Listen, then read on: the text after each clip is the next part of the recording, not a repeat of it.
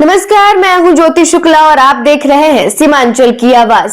उत्तर दिनाजपुर के इस्लामपुर से मालदा डिवीजन की परिवर्तन यात्रा की शुरुआत के साथ ही बंगाल की सियासत में सियासी घमासान तेज हो गया है। बीजेपी ने जनसभा के मंच से मुख्यमंत्री ममता बनर्जी और तृणमूल के राष्ट्रीय महासचिव अभिषेक बनर्जी पर एक साथ जोरदार हमला बोला, तो वहीं तृणमूल कांग्रेस ने भी पलटवार करते हुए बीजेपी पर जनता को गुमराह करने का आरोप लगाया। इस्लामपुर बाईपास से सटे श्री कृष्णपुर मैदान में बीजेपी की विशाल जनसभा के साथ मालदा डिवीजन की परिवर्तन यात्रा की औपचारिक शुरुआत हुई। मंच पर पार्टी के ऑल इंडिया प्रेसिडेंट नितिन नवीन समेत कई भाजपा नेता मौजूद रहे। वहीं सभा को संबोधित करते हुए केंद्रीय नेतृत्व ने राज्य सरकार पर करप्शन, सिंडिकेट राज और घुसपैठ को लेकर तीखा हमला बोला। नेताओं का आरोप था कि पश्चिम बंगाल में भ्रष्टाचार संस्थागत रूप ले चुका है और आम लोग व्यवस्था से परेशान हैं।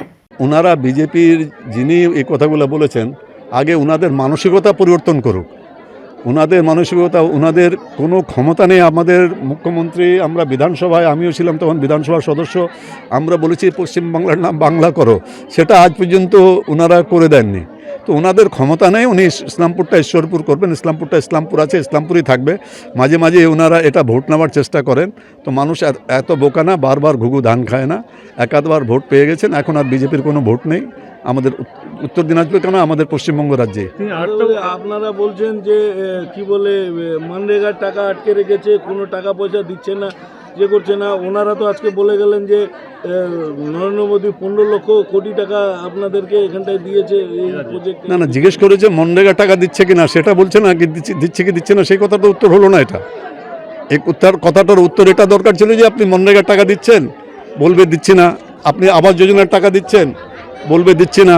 আপনি জল জীবন প্রকল্পে টাকা দিচ্ছেন, বলবে দিচ্ছি না। আপনি পথশ্রী রাস্তা টাকা দিচ্ছেন, দিচ্ছি না। এই কথাগুলোর কোনো উত্তর দিচ্ছে না। ঘুরে টুরে এটা দিচ্ছে, কোনো কারো টাকা, কারো ব্যক্তিগত টাকা নয়। 15 লক্ষ টাকা বা যাই বলছে দিচ্ছি কোটি টাকা, এখান থেকে জিএসটি কত তুলে নিয়ে যাচ্ছে পশ্চিমবাংলায় সেটা কিন্তু বলছে না। সেটা জিএসটি তুলে নিয়ে তাহলে দরকার বন্ধ করে দাও ভাই। একটা ফেডারেল স্ট্রাকচার আছে, তুমি এখান থেকে জিএসটি তুলে নিয়ে যাবে, নিয়ে যাও। তুমি ওখান থেকে সব রাজ্যকে যেভাবে টাকা দিচ্ছ সেইভাবে পশ্চিমবাংলা রাজ্যকে দিতে হবে। হাইকোর্ট, অনারেবল হাইকোর্ট বলেছে যে আপনারা 100 দিনের কাজে টাকা বন্ধ করতে পারেন না। তার এগেনস্টে সেন্ট্রাল কেন্দ্রীয় সরকার সুপ্রিম কোর্টে গেছিল, সুপ্রিম কোর্টে বলেছে যে না, আপনারা 100 দিনের কাজে টাকা বন্ধ করতে পারেন না। তারপরেও কিন্তু আজ পর্যন্ত 100 দিনের কাজে টাকা দেয়নি।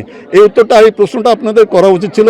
সৌভারতীয় যে সাধারণ সম্পাদক যিনি আসছেন নवीन साहेब, ওনার কাছে এই প্রশ্নটা করা উচিত ছিল যে আপনি 100 দিনের কাজে টাকা দিচ্ছেন কিনা, এই উত্তরটা দেন খালি। इस ईद अपनी खुशी को पहनाइए एक नया अंदाज द अरविंद स्टोर में।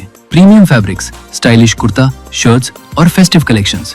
हर स्टिचिंग में क्वालिटी, हर लुक में elegance.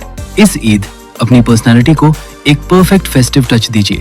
Visit the Arvind store, Kishanganj, जहां स्टाइल और ट्रेडिशन मिलते हैं। ईद मुबारक।